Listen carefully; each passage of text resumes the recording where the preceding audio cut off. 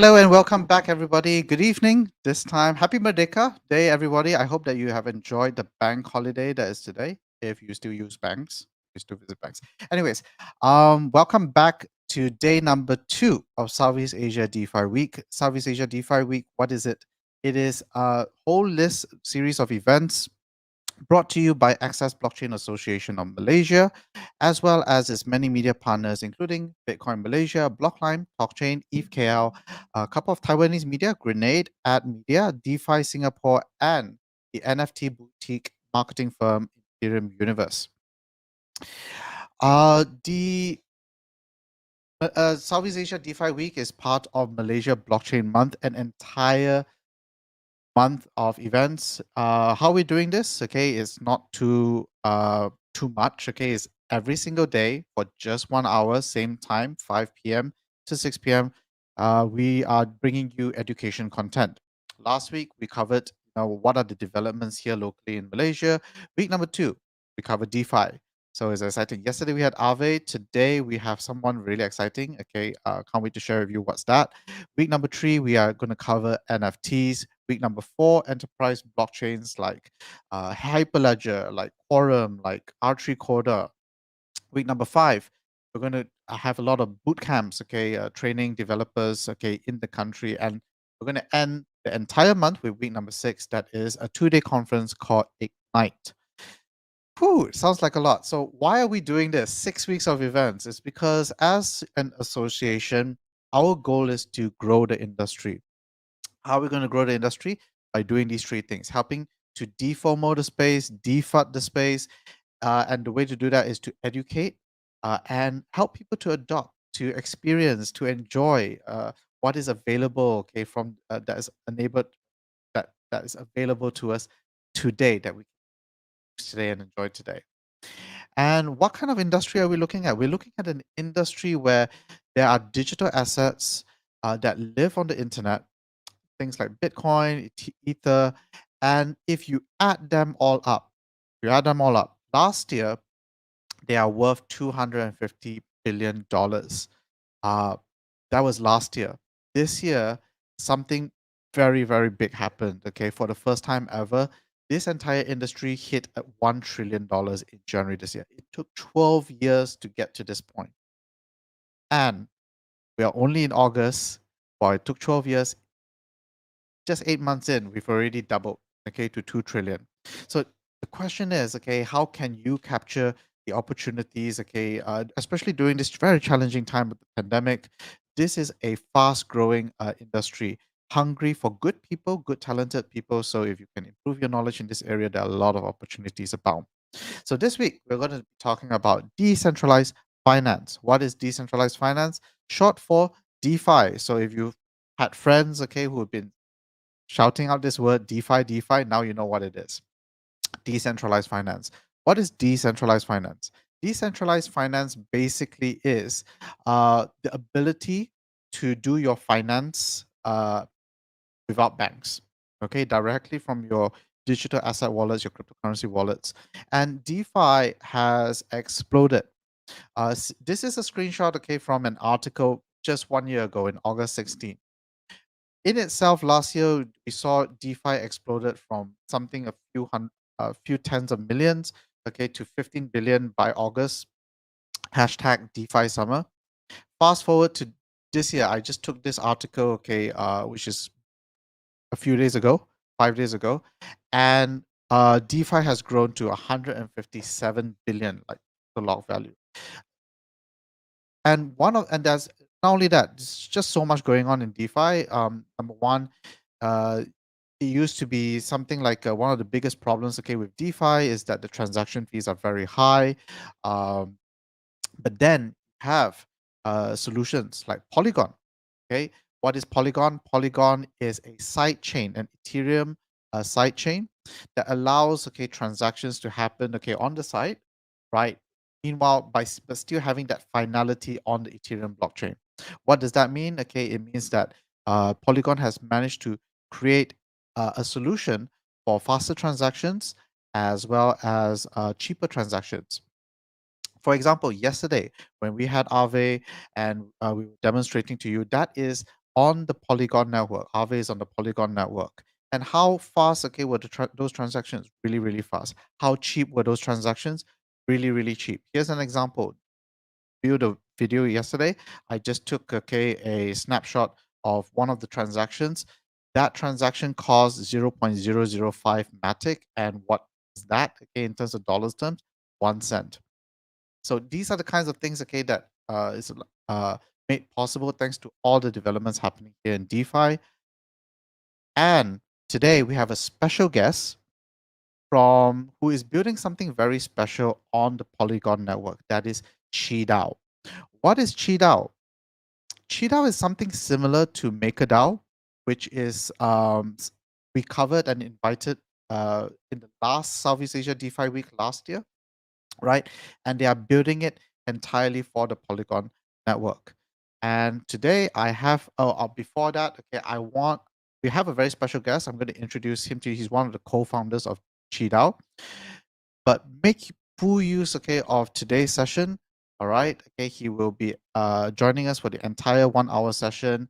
If you ask, okay, really, really good questions and they get picked up, okay, I'm going to pick your name and I'm going to put it into a lucky draw. All right. And the lucky winner is going to win an Aave swag pack, okay, which is like this really cool Aave bag and Aave socks. And it's going to be shipped directly to your doorstep, okay, if you are the winner. So I look forward, okay, to your valuable questions. Oh, something that I did not do yesterday. Very important before we begin, especially this week, because this week is all about DeFi, right? Okay. Uh, None of the content shared throughout should be treated as financial or investment advice. All right. Please use this as a completely free uh, resource to speed up your learning, okay, so that you can go and experiment, go and enjoy, learn, okay, about decentralized finance. So without further ado, I'd like to invite, okay, our special guest all the way from different part of the world where it is 7 a.m. right now. Okay, which means that he had to wake up much earlier to be here today. Keela is the co-founder of QiDao. Keela, thank you so much for being with us today. Thank you, Jason. Wonderful to be here. Thank you. So, Keela, you are one of the co-founders of QiDao. I think I spoiled it, but please go ahead. Tell us, what is QiDao? Yeah. I mean, you did a great job of explaining a little bit about it, but really, what essentially QiDao wants to allow you to do is to use the value of your crypto without spending it. So, what does that really mean? Like if you have some Ethereum or BTC link, or Jason, what's something that you're very bullish on? I am very bullish on Bitcoin, Okay. Ethereum, and Matic. Okay, beautiful.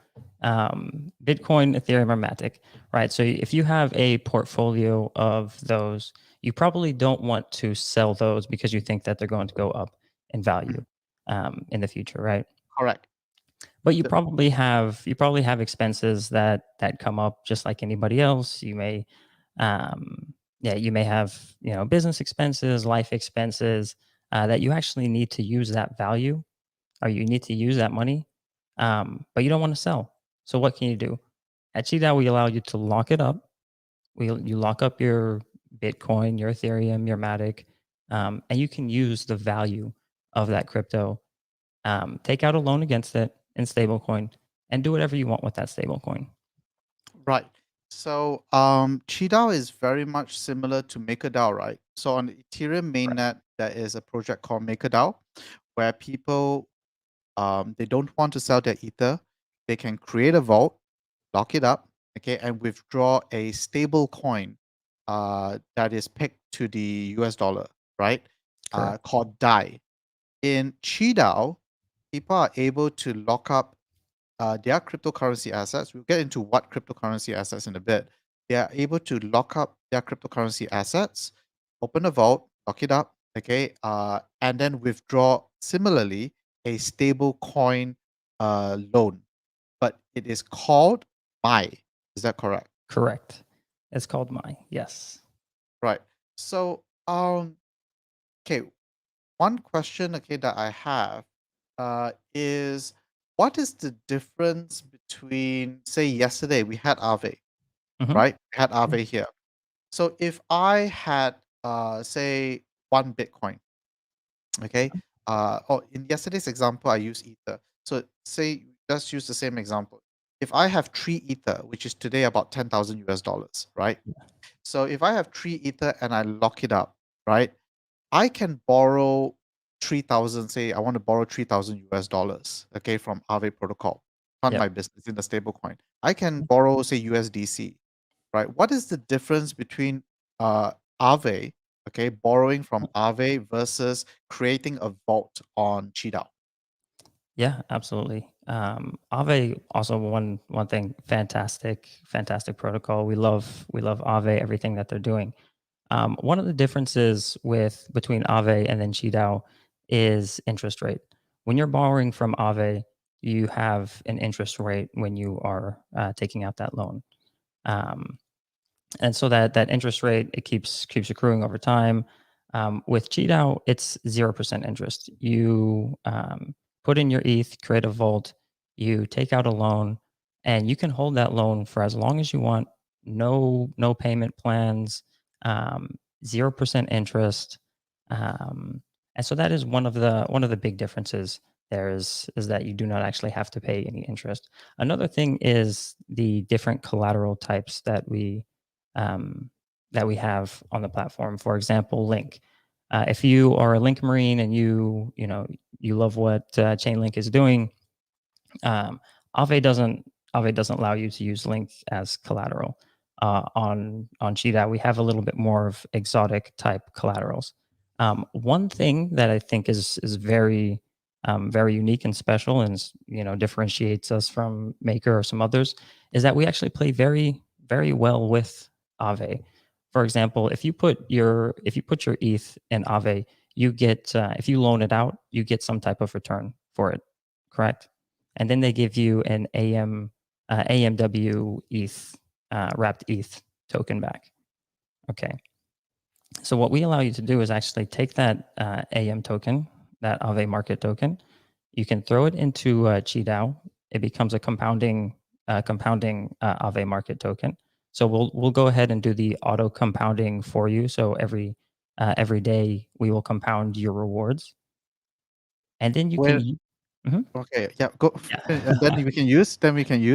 And then we can use that compounding Aave market token as collateral in our vaults. So that means that you can still have your ETH in Aave being lent out, and then use that Aave market token as that Aave market ETH as collateral in QiDao. And then you can take a loan against that at 0% interest. So you can lend on Aave, but you can borrow from QiDao at What? 0% interest. Yes. What? Wait, wait, Yeah. wait, wait. Oh my God, really? Yeah, yeah, yeah. So, okay, all right. We need to test this out. We need to demo this out, right? I because okay, for those, I want to be able to cater for the room as well. Yeah. Okay, so you, to recap, okay, the first thing, okay, that makes QiDao unique is that the zero interest. Okay, you can um uh you can use your cryptocurrency assets as collateral, and you can Mhm. withdraw a loan at zero interest. I want to ask you firstly, what is the catch there, right? Okay, because um if I can borrow something at zero interest, a stable coin at zero interest, say I can say if I have $10,000 worth of cryptocurrency assets, Mhm. they are collateral, and I withdraw 3,000, right? Yeah. That's a pretty healthy, like safe, okay, like borrowing, right? Yes. So if Correct. I borrow 3,000 and at 0% interest, I can easily swap that MAI for, say, USDC and put it in, say, another place, like Curve or whatnot, and I Mhm. can earn, say, 2%, and already be like 2% in profit. Correct.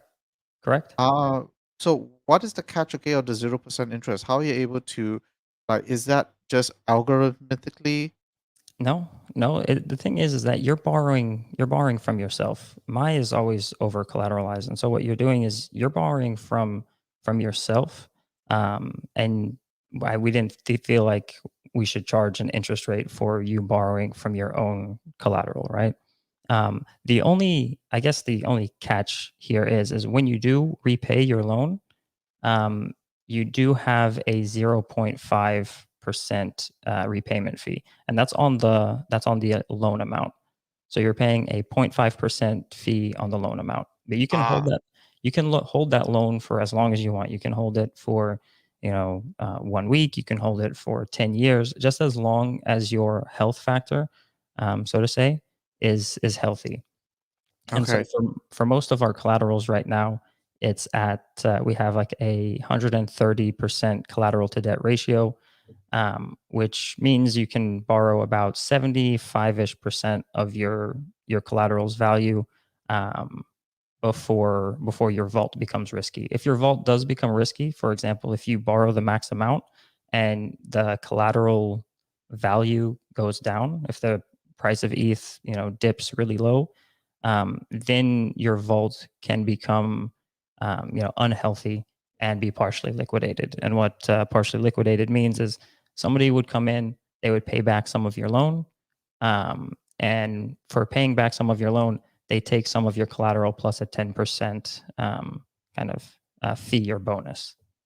So at the end of the day, if you do get liquidated, you're kind of hit with like a 6% fee. Okay. This is very interesting. So there is a zero point. So there's no term. Okay, you don't have to repay back your loan every single month. It's Oh, very different from a traditional bank loan correct. where they charge you repayment.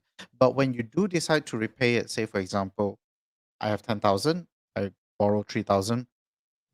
Okay, the term is infinite. And but when I do repay it, then I have to pay 3,000 plus 0.5%. Well, yeah, you would pay back your loan, that 3,000, that 3,000 my. So your debt amount will never increase. And once you pay back the 3,000 my, we will actually just take the 0.5% from the collateral itself, Okay. from your vault Um, collateral. quick question. How is the peg Yeah. maintained? So how is the peg maintained that so that the my stable coin, okay, is uh close to say a dollar? Yeah, absolutely. So one thing again is that Maya is always over collateralized, which is a big thing. It's not Maya isn't a algorithmic stablecoin. It's over collateralized, which meaning there's always value that is backing, or more value that is backing Maya than what Maya represents. Um, and so, when how the peg maintains was your question, is that debt is always represented in my, and with your vault, you can always pay your debt back with one my, right? And so, for us, we kind of think of it as always being $1 in terms of the vault. But in the market, if you see my at, you know 90 98 cents, you can actually buy my at 98 cents and repay back your loan for a cheaper price, because your vault is always going to consider that my as, being kind of $1 worth. So you can Okay, buy my cheaply, and then pay back your loan got it. a little bit cheaper. Got That's it. one way. But then the second way is actually we have a mechanism called Anchor on our site, which you can always trade USDC for my, and my for USDC at a 1% spread. So that Right. also helps kind of keep that just Peg. 1% spread between that peg. Correct. People who do really large amounts, okay, they can arbitrage so that they maintain the peg. Absolutely, absolutely. So if you see, my is, below, below a certain amount, say 98 cents, you can buy a bunch of my, and then swap it into our USDC swap it into Anchor, and then get $1 value out of it. So usually, during times of high volatility, the peg can go off, right? Has this happened to QiDao before? Yeah, yeah. So in our in our first or in our kind of first month, we saw the really large black swan event that happened in May, and so we had a ton of users, a bunch of people locked up their Matic and borrowed my against their Matic. Then when the prices of everything started falling, and they were falling very rapidly.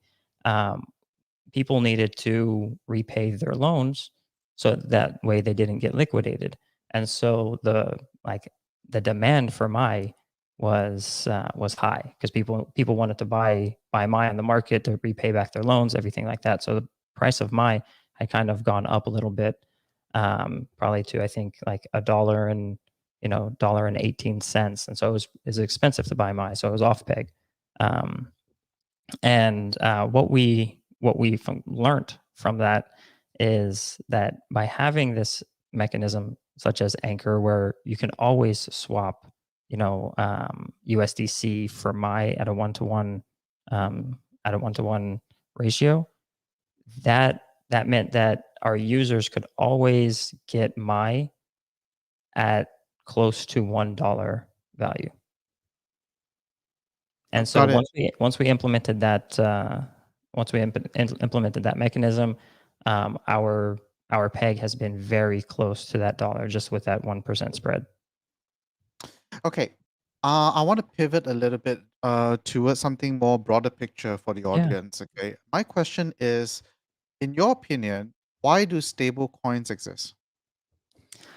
That's a very good question. I think in general, a lot of people are not too, like, by nature, a lot of people aren't too comfortable with the volatility Yep. that crypto really has. And so stablecoins solve the problem of volatility in crypto, and it also alleviates the need for people to go from crypto to fiat if they do want to evade that volatility. So before, if you wanted to evade the volatility, you had to put it into fiat, which means you have to go through the entire process of converting your crypto all the way back into your bank account. Now with stablecoins, you don't necessarily need to do that. Um, another another big thing is, as protocols and people will need to start making payments. For example, if you have if you have some employees and you're a DeFi native company, you're a lot of times, if you're setting up payroll, you don't want, or your employees don't want to be paid, less 1 month just because your tokens have, fallen in value. And then also the next month, if your tokens have gone up in value, you as the business owner being like, man, I'm overpaying for the amount of work that, that my employees are giving me. And so having a stable asset means that you can reliably understand exactly how much you're paying, month to month, and then it just makes it a little bit easier on the balance sheet for, you know, say companies or DeFi protocols. Okay. So the benefits of using a stable coin is very clear now. So I have a question for you. Is so the reason for stable coins is so that you have something, okay, stable. Okay. So it's easier to transact with something that stable, can be priced in, Absolutely. staff and wages. Now, is there such thing, in your opinion, as a rubbish stable coin? Uh, yes, absolutely. I think everybody in the DeFi community that knows a thing or two about stablecoins is that there are kind of rubbish stablecoins, and maybe let me dive into the different types of stablecoins real quick. Where you have your centralized stablecoins such as like USDC, USDT. Those are your centralized ones. Where USDC, it's really great in terms of keeping the peg because every USDC has a dollar that is like actually backed behind it somewhere in the world. The one issue with centralized stablecoins is that again they are centralized. We're in a a DeFi world, decentralized world. We don't want one body to be able to control kind of how things move. For example, USDC, if they wanted to, they can blacklist you, um, and to where then you cannot receive or move your USDC from a specific wallet, and then that kind of defeats the purpose of being decentralized. Then you have decentralized ones that are over collateralized, such as DAI and MAI. Um, those ones again have more value backing it than what the MAI is actually worth. So it's always over collateralized. If things go bad, all in all, there's more value. There's more value behind it than what it's actually worth. Then you have algorithmic stablecoins. Algorithmic stablecoins a lot of times are the ones that you'll maybe hear in the news for um, losing their peg. A lot of times these algorithmic ones will be partially collateralized, which means part of it is backed by value and the other is basically algorithmically, or the rest of the value is algorithmically done. The No one has really perfected partially collateralized or algorithmic stablecoins yet. We saw the fiasco with Iron Finance. I don't know if you saw, but if you were in the DeFi world, you saw the fiasco with Iron Finance losing like 2 billion in value, TVL, over a very short period of time. And one of the reasons was because it was is only partially collateralized, um, and so that meant when shit hit the fans, people were extracting the USDC part, like the partial Got it. collateral out of it, and not the rest of it was just basically vapor. Um, you Right. can Yeah. So I So, mean, let me help recap. So there are three kinds of stablecoins: centralized stablecoins, over collateralized stablecoins, and algorithmic stablecoins. So algorithmic stablecoins are the highly experimental ones. Nobody really has kind of like successfully demonstrated like certainty and stability behind this, as we've seen in Iron Finance, right? Because when you're partially collateralized, if one of the things, okay, I think is important for those listening in right now is that when you're in the DeFi space, especially because it lives on the internet, it will be battle tested. There will be smart people in the room who will test, okay, to will put your code, okay, into to the test, and sometimes they might find, okay, a flaw, and they will exploit it, and then these kinds of things would happen. So, are there any more different kinds of stable coins? Okay, have we covered everything already? yeah, I think those are the main ones, and I think like you'll be able to identify the dodgy ones from the solid ones based off of a few different things, and one of them is like Ponzonomics. If you see something looking like it's a Ponzi scheme, or if you're looking at APYs that are you know 3 billion% APY, you know It has to come chances from somewhere. yeah, exactly. Exactly. Chances are it's probably a little too good to be true. Yeah. So, does that mean that over collateralized stablecoins? So coming back, I like to understand why did you are one of the co-founders, you yourself, and Benjamin, one of the co-founders, uh, behind this protocol. Why did you choose to create a new stable coin? Isn't DAI enough already? Yeah, I mean, again, Dai is fantastic, and for us at QiDao, we try and work with Maker as much as we can. One of the issues with Maker is that it's on the Ethereum, it's on mainnet, right? It's on Right. Ethereum. Ethereum is very expensive to do any kind of transaction. It's slow, and if you want to create a way for anybody, regardless of wealth, regardless of how much crypto that they have, uh, you need to be on a cheaper network such as Polygon. Because the thing is if during certain times of the day, if you're trying to make a transaction or just even open up a vault in in Maker on Ethereum, it can cost you anywhere from like 20 to sometimes $200 depending on gas fees at that time. That's just not feasible for most people in the world. And if we want this to reach, if we want DeFi to reach, the masses, which we think that it can and it should, because it's such a powerful tool, we needed to make something that was cheaper and faster to use. Um, yeah, so then you also Maker isn't deployed on Polygon or anything like that. So if you do have your assets on Polygon, or if you have a lot of assets there, and you wanted to use a stable coin such as DAI, or if you wanted to just use the value of them, then you would have to bridge them over to Ethereum. Again, that's going to take some time and cost.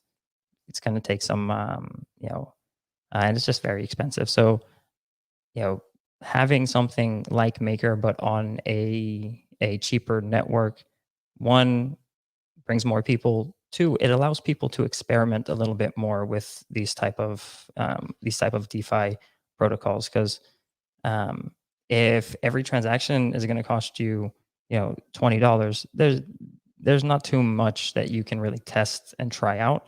If it's less than a penny, you can try something out. If you don't like it, move on. No harm, no foul. I can relate because I have spent over 8 Ethereum on transaction fees alone last 1 year. It's like a lot. And that was because I was, back then we didn't have Polygon. Mhm. Polygon is something that only started, to get traction, I think, January this year, right? Okay, with Aavegotchi and stuff like that, QuickSwap, uh, Exactly. those early projects. Okay, so why Polygon? Why choose to build Polygon? I think it's pretty clear. Is that all? Is it because of just transaction fees? Okay, easier experience, more people can use. Is that all? Just want to basically just cover this. Of Main why, and like, why create my why create QiDao on Polygon? um yeah, I mean, another big factor of like choosing Polygon was the Polygon team itself. They are tremendously helpful. They are, we consider them as mentors. They give us guidance on anything that we need guidance on. They've been early backers and supporters of the project. Um, so that was another big reason of why we chose Polygon over anything else that was out there. Okay. So the culture, okay, that Yes.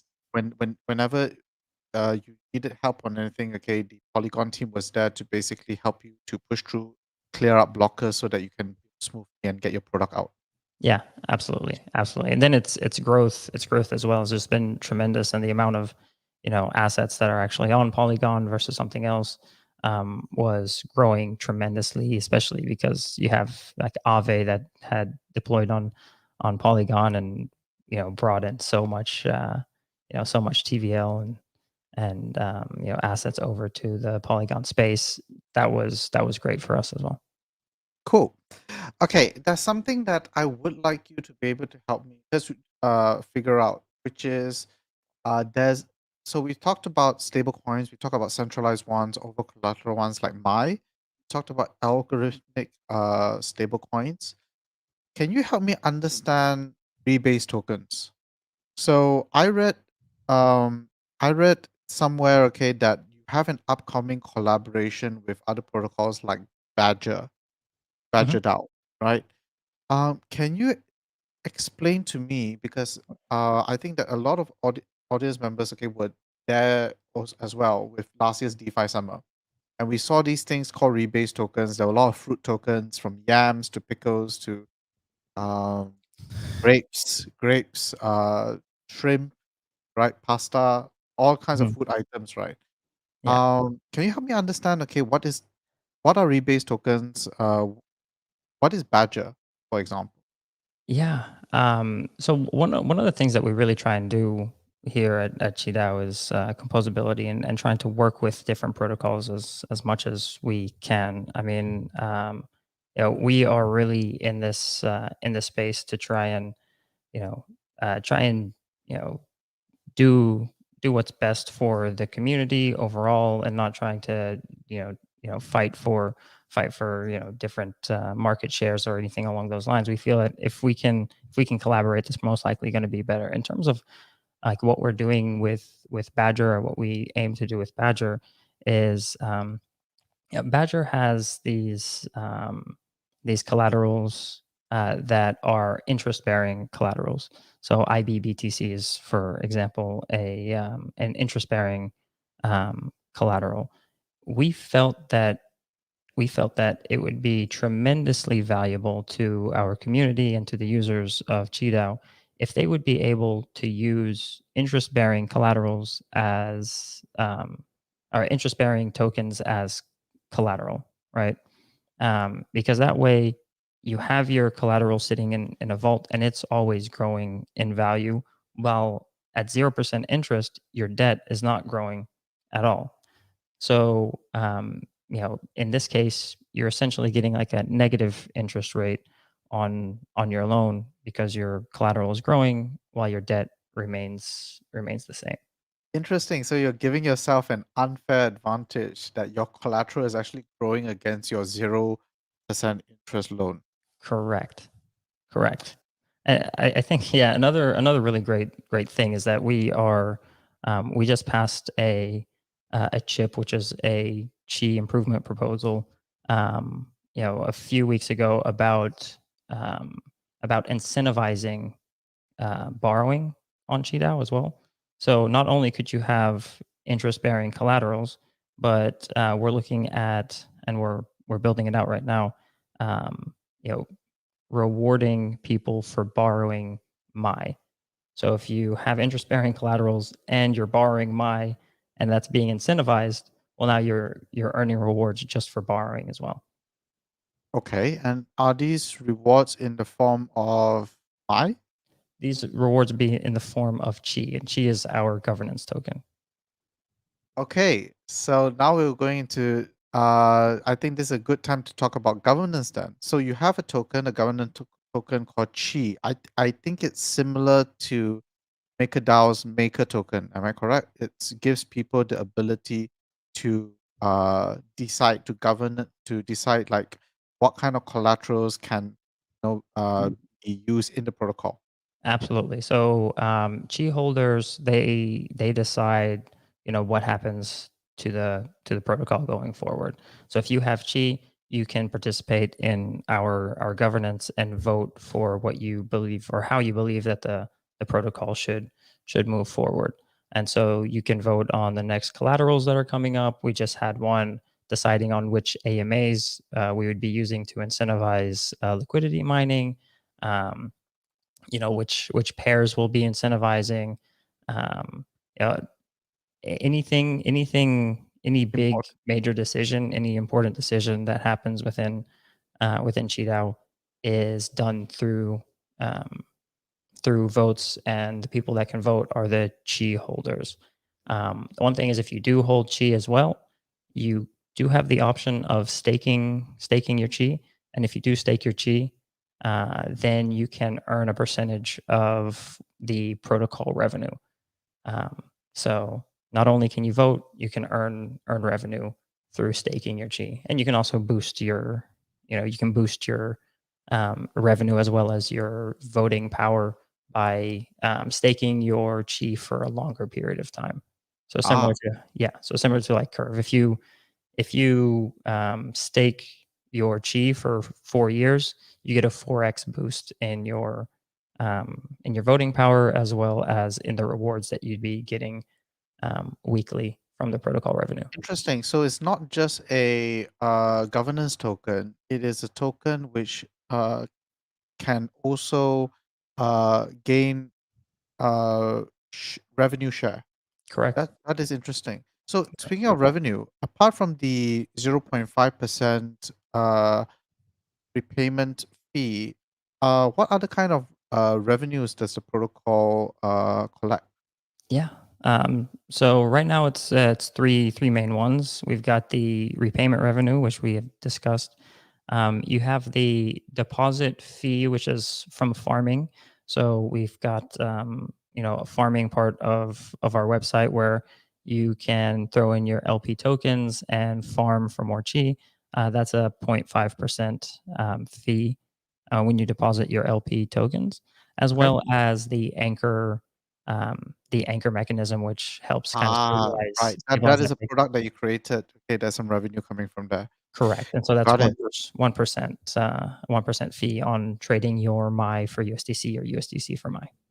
My next question, okay, so my next question is to how is governance done on QiDao? Do you use a framework like Aragon or DAO Stack to coordinate proposals and votes? Yeah. So the process that we usually use is on our Discord. We will throw up a channel to start discussions. We'll have like a draft proposal and a channel like specifically for that chip, that improvement proposal. And so we'll see what the community is talking about. We'll have conversations within that Discord channel. We also will probably have a town hall, which we use Discord stages where, like myself, Ben, any of our partners will go up there, answer any questions people have. The community can come up, share their thoughts, concerns, whatever it may be, give their input into or give their input to the community to kind of showcase their side of the story. And then once we've done that, then we'll go ahead and push out a vote on Snapshot, and so that's going to be snapshot.org. Um, and like if you go on snapshot.org, we'll throw our votes up there, and then depending on how much chi you have, or depending on how much chi you have, as well as how much chi you've staked, will determine your voting power. And then you basically can just vote on what option you want to see QiDao implement. Interesting. Isn't there already a cheat token? Oh no, that is CHI. That's the 1 inch token. Sorry. No Yeah, confusion there. different one. Okay. Yeah. Different one. All right. Okay, we have questions, okay, from the audience. One from Backfire Capital. Can you discuss details, okay, on the upcoming Saber Solana integration for MAI? Mhm. I'm familiar with Solana, but Saber? Yeah. So Saber is one of the top AMMs on Solana. I see. Yeah, it's a top AMM on Solana. Actually, interesting enough, myself and one of the or two of the Saber founders, we actually know each other from hackathons in my past life. So I used to put on hackathons and bumped into them quite a while ago, many years ago, actually, and maintained a strong relationship. But yeah, in terms of the question here, integrations for MAI and kind of upcoming partnership with Saber and Solana, um, we've seen the growth of Solana, and what's happening over there. We have also chatted with the Polygon team and discussing different strategies of how we would kind of do this cross chain, or how we would implement this cross chain strategy. And right now we're not redeploying on Solana. We're just we've got Saber and a few other partners on Solana going to incentivize MAI on Solana, and so we've partnered with Allbridge to be the bridging partner that brings MAI from Polygon to Solana. And then Saber will be incentivizing MAI over there as well. One thing to note is that um, to get MAI, or to mint MAI, that will still have to happen on Polygon. So if you want to go and farm with MAI over on Solana, One, you can buy it on Solana, but if you want to mint it yourself with your assets, you still have to do that on on Polygon and then bridge it over using Allbridge. Um, yeah, it was just a way for us to really get my more out there, test the waters without having to redeploy over on Solana, see how things see how things work. Right now, Solana is the only other chain that we're chatting with.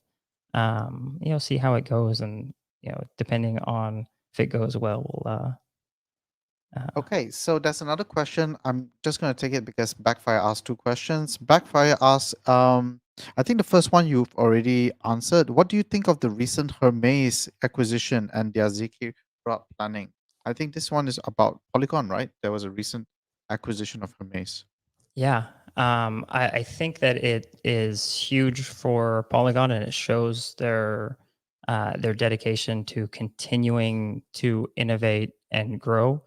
I think with a lot of the other chains that have been popping up and gaining a lot of hype, a lot of popularity, and then when new chains kind of pop up and start, and these new farms and dApps start throwing high APYs, you start to see a lot of farmers, you know, leaving leaving one chain to another one to chase the highest APYs. Um, and I think that the acquisition of Hermes was fantastic move to keep Polygon moving forward as a leader in the space, in terms of like side chains. Okay, another question is from Rinaldo. Rinaldo asks, okay, what do you think about CBDCs? And what do you think will be the impact, okay, when nation states start to issue their own digital currency? Yeah, that is going to be an interesting one. We're keeping a very big eye on it. I think one thing to keep in mind is, again, we are like, there's this DeFi movement of things being decentralized. It's called DeFi for a reason. If you start to have governments getting involved, um, yeah, it definitely removes that decentralized element of it. I think that there will always be, um, you know, decentralized options here. It's going to be very hard for governments to try and really stop that. I think that we'll probably be able to, work well with one another. So kind of similar to how like we work well with USDC or Tether and stuff along those lines. Um, Yeah, I mean, we'll figure out a way to try and work together, but it's gonna be interesting. I love the fact that governments are actually now, yeah, it's kind of like a love hate relationship. Like, I love the fact that people are giving it the attention, are giving DeFi the attention that it deserves, but then also like, all right, like stop trying to stop trying to mess with our baby. All right. We have another question from Yeezy. I think the question is coming on how did QiDao got its name? Yeah, yeah, absolutely. So where's the main man Lao Tzu uh, being used? Oh, awesome. Thank you for using since June. Um, yeah, so Lao Tzu, he's the main developer. He kind of started the thing and ran the show, brought me and Ben on, you know, as um, as we started to kind of grow. He prefers to remain anonymous. Um, it's not an uncommon thing in the space for developers or teams to remain anonymous. Um, and then what was the second part of that How question? did QiDao got its name? Yeah. I mean, y- you're familiar with Lao Tzu and kind of the origins of Lao Tzu, Jason, or no? Not really. Um, I am Chinese, but I am a terrible Chinese, I suppose, because is it to do with Confucianism? It's similar. So Lao Tzu is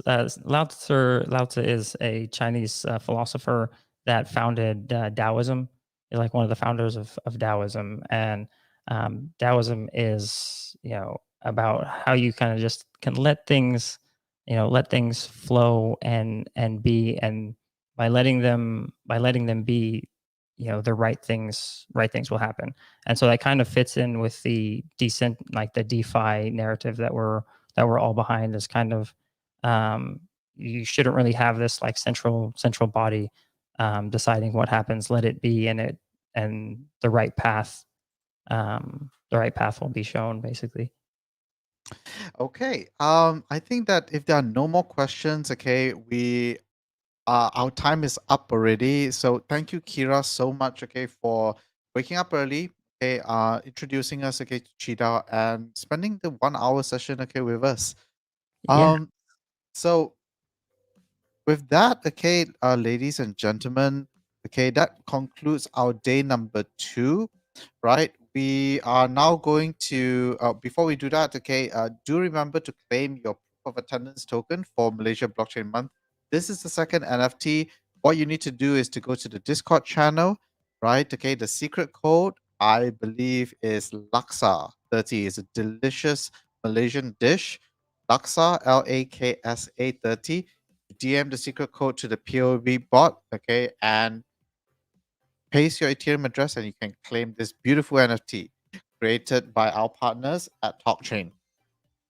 Also, okay, early birds get free tickets right now for Ignite, okay, the 2-day conference that is happening on the 6th week, okay, of Malaysian Blockchain Month. So scan the QR code here right now to claim your free ticket. All right, so now it's time, okay, for the giveaway. All right, how we're going to do this is that we are going to spin a wheel, right? The number of people who gave questions today is quite interesting, okay? Because let's see, I'm gonna share my screen, right, from tab names. Right? So there's just 3 people. Just 3 people, okay? And I'm going to spin the wheel, okay? Your chances is 30%, okay? There's only going to be one winner, right? And the winner today is